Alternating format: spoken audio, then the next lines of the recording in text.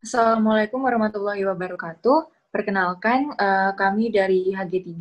Kali ini kami akan mempresentasikan mengenai penugasan TIKP 2, yaitu mengenai SDG. Sebelumnya perkenalkan terlebih dahulu, nama saya Monika Edita dan rekan-rekan saya, Kalista Maritza, Nabila Risa, Rizka Muyasara, dan kedua teman kami yaitu Kristalia dan Rafif.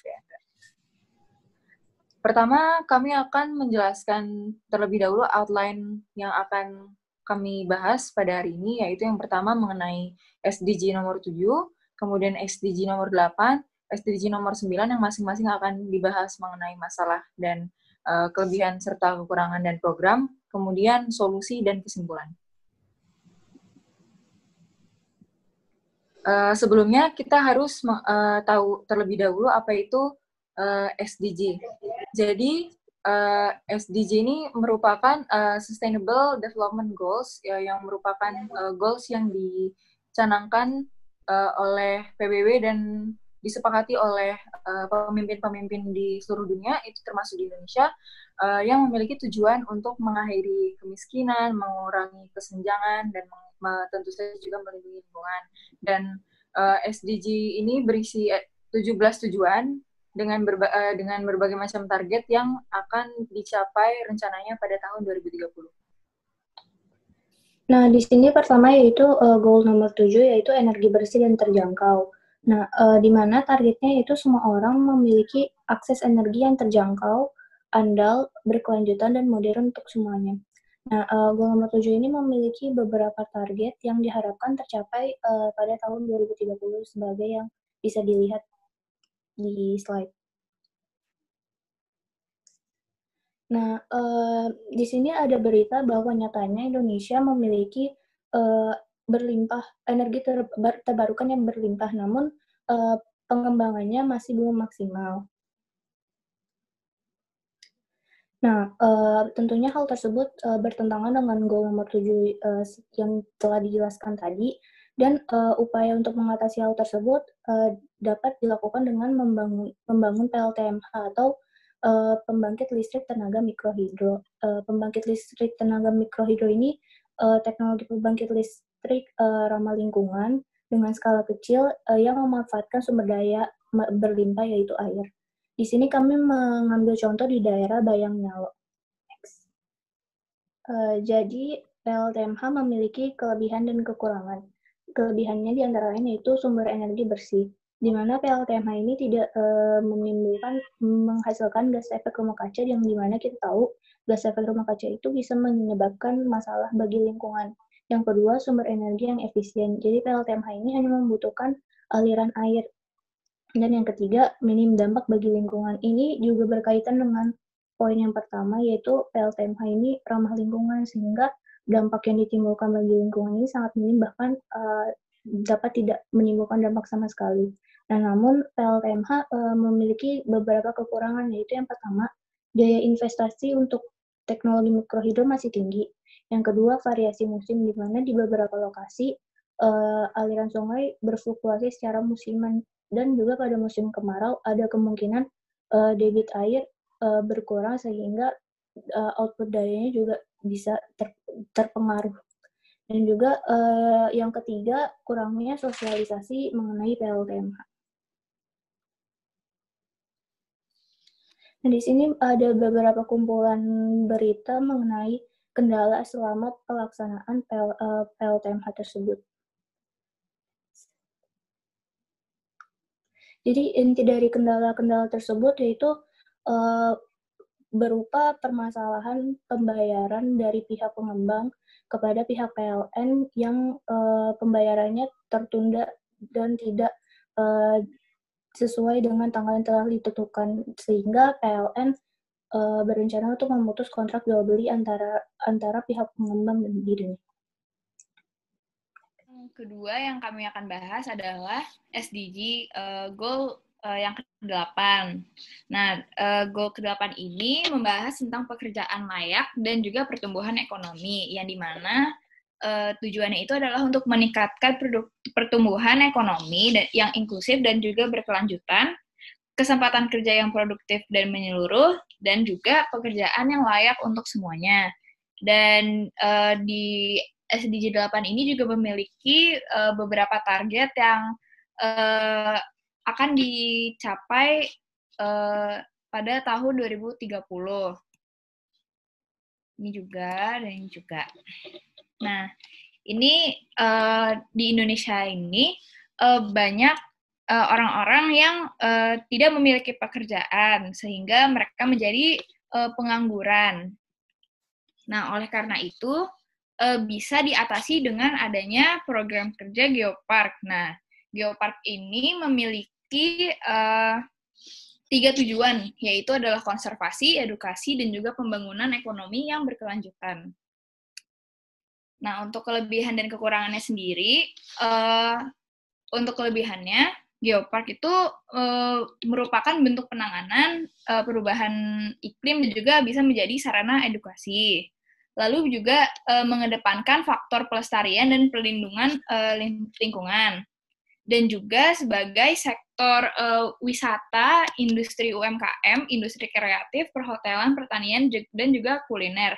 Jadi dari Geopark ini akan ada banyak lapangan kerja untuk orang-orang yang belum memiliki pekerjaan. Lalu untuk kekurangannya sendiri, Geopark ini infrastrukturnya itu masih harus ditingkatkan, dan juga adanya kurangnya partisipasi dari masyarakat. Baik, selanjutnya saya akan menjelaskan tentang SDG 9, yaitu infrastruktur, industri, dan inovasi. Tujuan SDG 9 ini membangun infrastruktur yang tahan lama, mendukung industrialisasi yang inklusif dan berkelanjutan, dan membantu perkembangan inovasi. Dan ini merupakan target pada tahun 2003. Bisa dibaca. Selanjutnya, berikut ini merupakan berita kendala pembangunan di Sulawesi Tengah, yaitu jembatan ambles. Oleh karena itu, Presiden menggencar-gencarkan pembangunan infrastruktur. Oke, berikut ini merupakan contoh program SDG 9, yaitu PTU Kota Surakarta, yang merupakan program pembuatan penerangan jalan umum di Surakarta dengan menggunakan tenaga solar panel.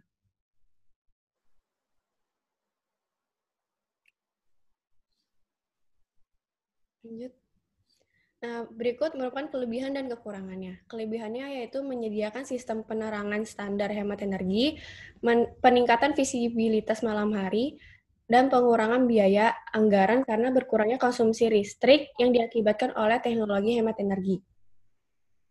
Jadi, kelebihannya ini karena banyak lampu di PJU, banyak lampu di jalan, sehingga mengakibatkan peningkatan keselamatan lalu lintas jalan dan penurunan aktivitas kriminal.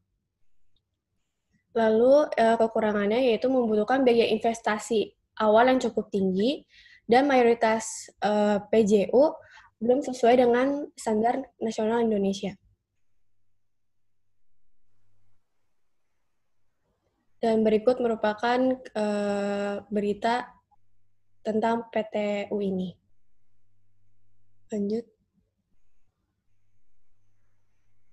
Nah, kendalanya adalah mayoritas lampu PJU adalah lampu pelepasan gas, merkuri, dan sodium yang memboros energi dan sangat beragam tipe dan dayanya. Dan sekitar 83% lampu PJU belum termeterisasi dengan KWH meter atau bersifat abonemen, terutama PJU yang berasal dari swadaya masyarakat. Infrastruktur jaringan PJU beserta sarana penunjangnya yang berusia sudah cukup lama atau tua belum juga dibenarkan. Setelah kita membahas ketiga SDG tersebut, maka dari kekurangan tersebut membutuhkan beberapa solusi. Dari kelompok kami, solusi pertamanya itu menggunakan teknologi informatika ini untuk teknologi hemat energi, untuk motor, pompa, dan kipas, atau untuk sebagai pengukur cerdas untuk memaksimalkan penghematan dan distribusi energi di gedung-gedung. Kemudian juga bisa menggunakan teknologi informatika ini untuk penggunaan sumber energi terbarukan yang dapat digunakan untuk pengembangan sistem telekomunikasi pedesaan. Jadi, misalnya telah dibuat pembangkit listrik tenaga air, itu bisa digunakan untuk pengembangan sistem telekomunikasi di daerah tersebut. Kemudian juga dapat digunakan untuk teknologi prognostik dan manajemen kesehatan untuk turbin angin, di mana teknologi informatika membuat sehingga tidak perlu adanya maintenance konvensional, itu yang langsung datang ke tempat, jadi bisa dilihat langsung dari jarak jauh seperti itu. Nah, kemudian teknologi informatika juga dapat digunakan untuk melakukan pemetaan sumber energi terbarukan. Jadi banyak sumber energi terbarukan yang bisa dimanfaatkan. Kemudian meningkatkan data mengenai kesehatan udara juga dapat dilakukan menggunakan teknologi informasi yang akan menumbuhkan kesadaran masyarakat untuk mulai beralih ke energi terbarukan karena dengan adanya data-data tersebut. Solusi selanjutnya yaitu dapat meningkatkan dan mempekerjakan sumber daya manusia yang memiliki kompetensi memadai dalam bidang energi terbarukan yang mahir menggunakan program AutoCAD yang sesuai dengan standar ISO. Kemudian juga dapat meningkatkan SDM yang memadai dalam bidang IT atau teknologi informatika. Kemudian juga bisa mengoptimalkan satelit untuk akses telepon dan informasi melalui internet, serta meningkatkan melek teknologi bagi masyarakat karena internet dapat diakses ke berbagai pelosok daerah di Indonesia.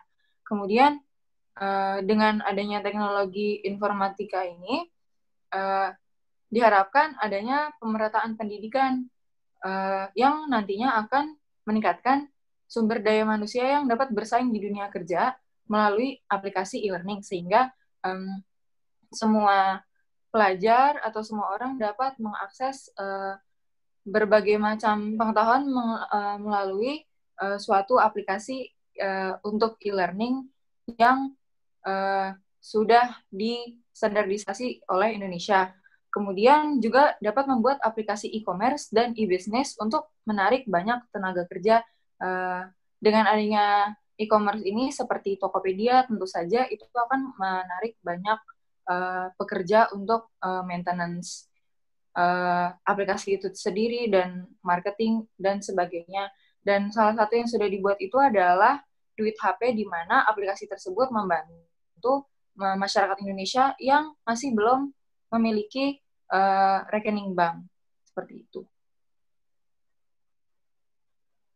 Jadi kesimpulan dari presentasi pada hari ini yaitu Indonesia itu telah berupaya untuk melakukan pembangunan yang mengacu kepada ketiga SDG yang tadi telah kita bahas, yang memiliki banyak kendala terkait program tersebut serta kelebihan dan kekurangannya.